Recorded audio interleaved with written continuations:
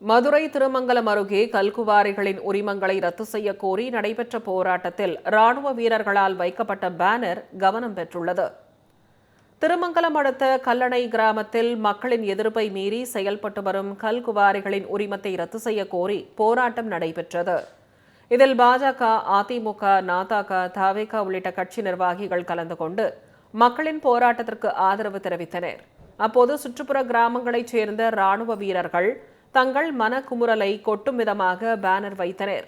அதில் நாட்டை பாதுகாக்க தெரிந்த எங்களுக்கு உள்ளூர் விஷக்கிருமிகளிடமிருந்து ஊரை பாதுகாக்க முடியவில்லையே என்ற வாசகங்கள் இடம்பெற்றிருந்தது அனைவரது கவனத்தையும் ஈர்த்தது.